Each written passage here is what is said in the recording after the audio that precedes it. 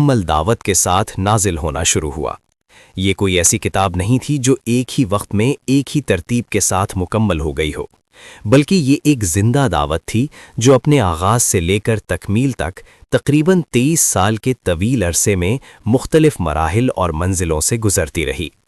اس دعوت کو جن حالات، مسائل اور ضرورتوں کا سامنا تھا، انہی کے مطابق قرآن مجید کے مختلف حصے نازل ہوتے رہے، کہیں مختصر آیات، کہیں طویل سورتیں اور کہیں چند جملوں پر مشتمل ہدایات۔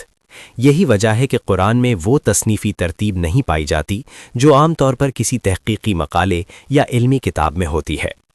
یہ بھی حقیقت ہے کہ قرآن کے یہ حصے کسی رسالے یا کتاب کی صورت میں شائع نہیں کیے جاتے تھے، بلکہ نبی کریم صلی اللہ علیہ وسلم انہیں لوگوں کے سامنے تقریروں اور خطبوں کی صورت میں پیش فرماتے تھے۔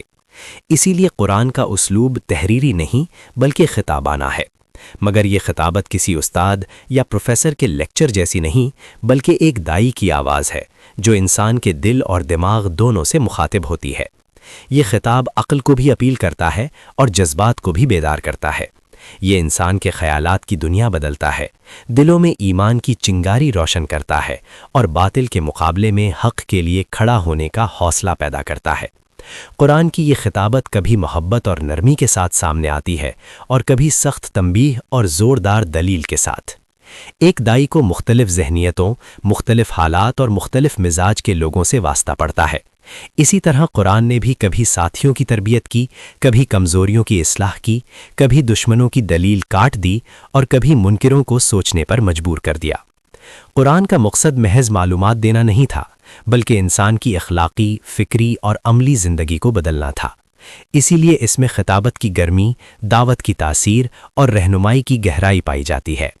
قرآن کو اگر ہم محض ایک درسی کتاب سمجھنے کی کوشش کریں تو اس کا اصل پیغام ہم سے اوجھل ہو جائے گا۔ قرآن کو سمجھنے کے لیے ضروری ہے کہ ہم اسے ایک زندہ دعوت کے طور پر پڑھیں، جو آج بھی انسان کو اسی قوت کے ساتھ مخاطب کرتی ہے جیسے نزول کے وقت کرتی تھی۔